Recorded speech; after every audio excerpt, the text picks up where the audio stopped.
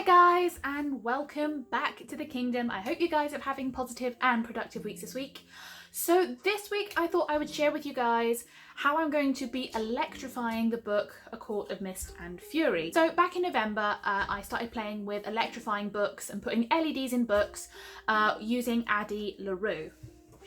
So when I was creating Addie LaRue, this is what I created on the back: power source, Arduino board, cables and some LEDs, and when I turn it on,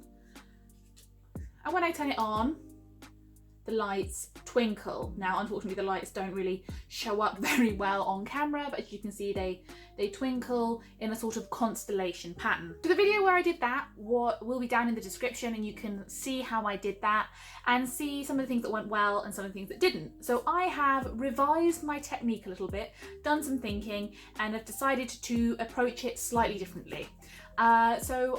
This will be my second attempt in trying to electrify a book. So to celebrate the Nessian book coming out, I thought I would share this makeover with you guys this week so you can see one of my favourite books in the series be electrified. So I'll show you what we'll get up to. Okay, so this is the book that I did for Addie LaRue. Again, we've got the Arduino board here that's connected in and detachable here with a power source, and I am going to be reusing this power source in the A Court of Mist and Fury. Now, one of the big things that I didn't like about this design was, one, using the clay. It was messy, it was difficult to sculpt. You know, I probably do need practice, but it just didn't feel good to work with. But also, if the electronics somehow go wrong, I have to rip all of this apart to get at what's going on underneath. So I have tried to come up with a way that I don't have to do that should something go wrong with the electronics in A Court of Mist and Fury. So this is A Court of Mist and Fury. So I actually got this copy when I was doing a commissioned piece for a client. But as you can see, the pages is uneven down here at the bottom. There's some significant ripping up at the top. And I just didn't feel like the book that arrived was good enough quality for me to give it to a client, or to paint it up and give it to a client. I requested another one and got that sorted, but it obviously left me with this leftover copy. Means that I can decorate and paint it. My answer to the destroying the artwork, destroying the book idea was to create a kind of box out of some 3D printed pieces. So this is one of the sides of the 3D printed pieces. As you can see, we've got a lip at the top for a piece of acrylic to sit on top, and this divot in the center that will slip onto the edge of the book. So I cannot take credit for designing all of this. My partner and I designed it together. He is an engineer, so then he created the design in a 3D printing studio. Our friend 3D printed it and sanded it and all of those good things. And now I'm going to stick it together, put it on, and I'll show you guys what I mean. Also, I'm using some Gorilla Glue to stick this frame together so that I can slip it onto the book. There is a fourth side that you can see with a curved edge to provide a smooth surface towards the spine of the book, and I've cut out some perspex or acrylic that's clear using a saw that will sit on the top, and the reason that you want it to be clear is so that the lights can shine through once they're underneath. Now I've cut out a cardboard backing, and I'm trying to work out what I want to do with my epoxy pieces that I bought off of some fantastic people on Etsy. Trying to work out what design I want, and the design you see here obviously isn't the design I end up going with. It felt a little too geometric and less whimsical, and it didn't provide much room for me to do anything else later down the line if I want to add some silver patterning or some denting into the leather that will go onto this. So now you can see me sort of marking out where the patterns are going to go, where the major pieces are going to go, and the electronics that I'm going to go and put on it. And then I work with my faux leather. Yes, it is fake leather. And I'm currently making the back jacket, or the jacket that'll go at the back of the book. If you want to see how I do this, I suggest checking out my Sequin, Mermaid Sequin jacket video for Caraval, as it goes into detail as to how I did it. And here I've just sort of slipped it onto the book, wrapped the leather around, marked out where I was going to have my pieces, and now I'm cutting the holes to make sure that the acrylic will show through. This process was incredibly fiddly, so you see lots of pieces of leather.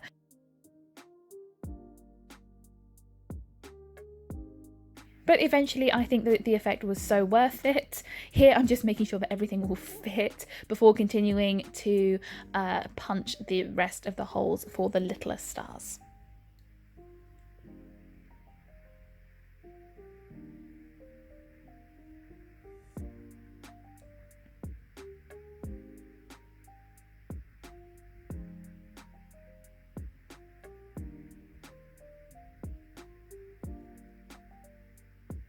The wiring you can currently see under the perspex was a test strip I did to make sure everything fit in place, so the wires would come out at the right place once I stuck everything down.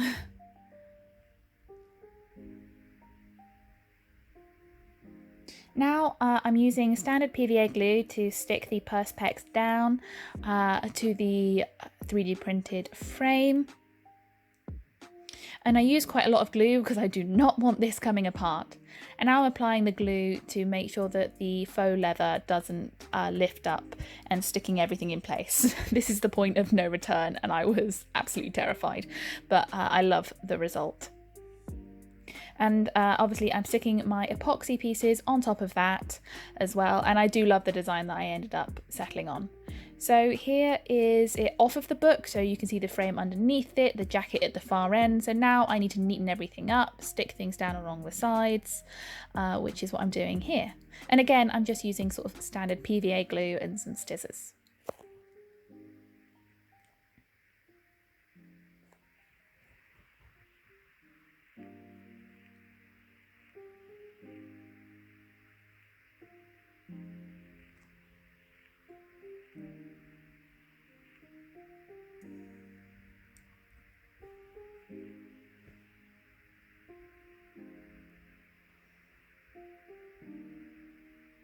Now that I've got the majority of the frame and cover sorted, I'm going to cut out my LEDs, place them where I think I want them, work out what the wiring pattern is going to be to make sure that everything is wired up correctly, and then solder it all together. Now the soldering footage is pretty monotonous and repetitive, so I am just going to show the beginning part of it.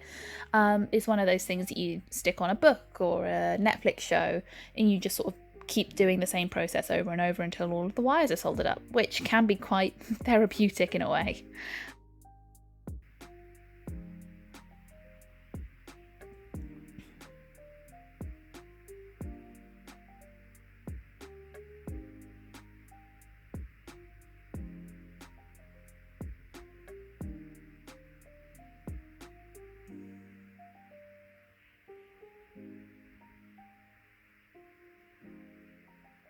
Obviously, if you are going to try doing this for yourself, the big thing I would say regarding soldering and wiring things up, one, work on a heatproof surface like I am, and the other is make sure you're in a well ventilated area or have a fan. I have a fan to the side and I have a big window open in front of me because soldering fumes, there are lots of them and they will directly go towards your face because of the laws of physics, and they are very much not good for you to breathe in. So if you are going to try doing this yourself, just be aware of those things.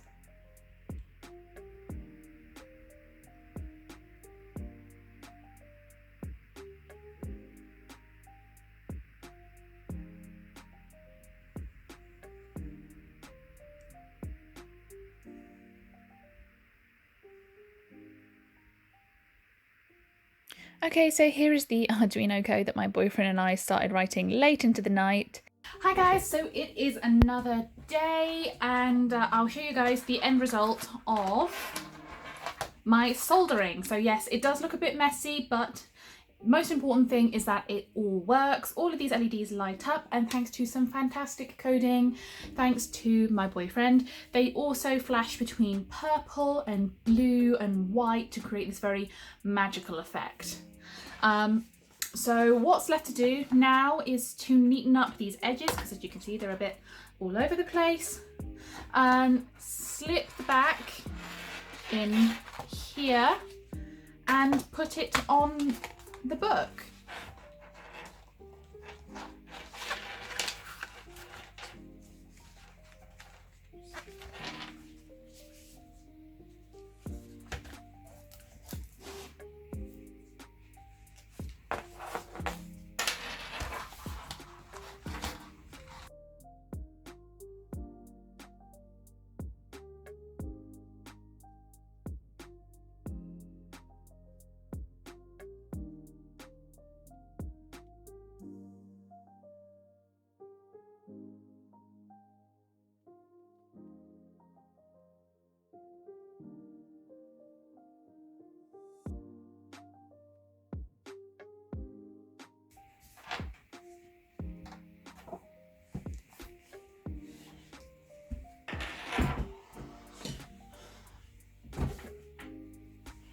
Okay, and now for the moment of truth.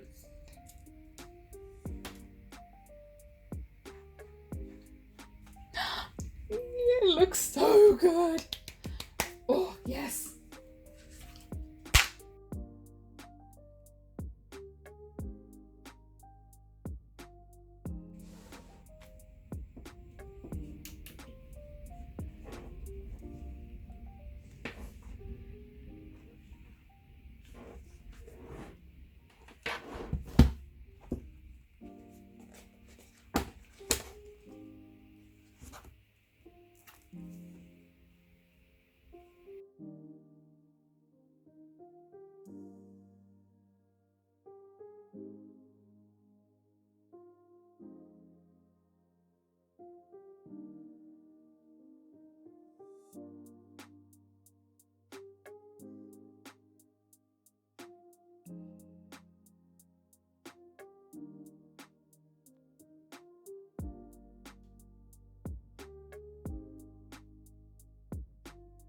Hi guys, so this behind me is the finished result. It is obviously next to my version of Addie LaRue, so I can keep the two together. Also helps me to keep the power bank together, as I am using the same power bank for both at the moment, but I do want to see them lit up side by side, so I'll probably splurge and buy another power bank. I mean, it only costs 20 quid, and to see them side by side, that is totally worth it. So here we go again. So as you can see, like on camera, the richness of the colour doesn't quite come across as well. But these are just such really rich colours. In the epoxy, I've got the silver flakies and shimmer effect because I wanted the light to bounce off something inside the epoxy and not just pass straight through it. So that way it would provide the actual epoxy with colour and make it glow, looking very magical. The cover obviously slips on and off of the book without damaging any artwork or anything that's underneath. So if I want to go back and spray these edges or put on a hidden piece of artwork underneath this, which I probably won't do because I will probably want it to wear this constantly, but I could do, and I wouldn't risk damaging any of the artwork. And if for some reason the electronics break, I can take this off, take it apart, fix, and then put it back on, whereas I can't with Addie LaRue because everything is just built onto the book. So yeah, what do you guys think? Do you guys think this was a success? Do you think that it was a failure? Do you have any ideas for next time? I love the results. Like, I cannot overstate enough how much I love the results, and I have so many ideas coming to mind for future books that I'm going to electrify. Cinder is #1 on my list. I also plan on doing an electrified drop picture that I might do as a giveaway if I reach 200 subscribers, because I can't believe I'm saying this, I'm at 170 subscribers, which just it just blows my mind. I can't believe I have that many people looking at my art.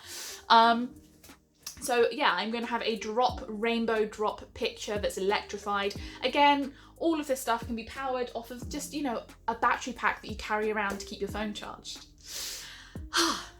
Also coming your way as book makeup videos, I've got A Vow So Bold and Deadly, because obviously the first two in the series were ones that really helped me kick off this book makeover theme on my channel.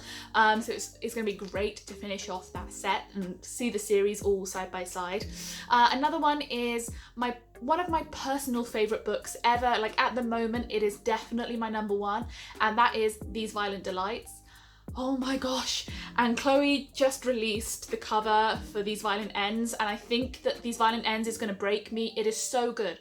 I'm not normally into retellings. I just find that they're too predictable. I know what's coming. Once I can put the characters like 2 and 2 together, I'm like, fine, I know what's happening, and I can get a little bored. Doesn't happen with this one. And the world building is just fantastic. I was so immersed in this 90s, 20s Shanghai. So yeah, I recommend that to everyone. So those are some of the books that are coming soon. Oh, I'm also planning on trying to recreate the Waterstones edition of The Starless Sea. A lot of these projects have actually taken like a couple of days or a couple of weeks because I've had to allow drying time between layers. So you will see out of this project, you know, say nail varnish or different shirts and things. And that is because, you know, these projects can take a couple days, couple weeks. And as you can see behind me, I've got A Court of Silver Flames. I plan on reading that this weekend and recording a reading vlog so you guys can see my reactions, which I'm one of those people where emotions are written all over their face, so it could be interesting. Anyway, I hope you enjoyed this video. If you did, please thumbs up, subscribe, comment, all of those things. It really helps with engagement.